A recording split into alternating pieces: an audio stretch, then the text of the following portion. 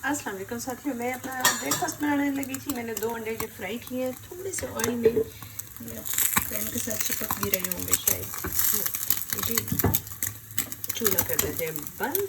और इसके साथ मैं लूँगी 1 स्लाइस। आज मुझे ज़्यादा भूख नहीं है तो ये नज़र आएगा मैंने ग्रिल किया है।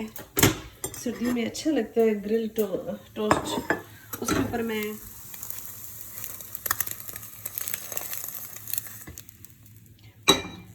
तो अंडे हो गए।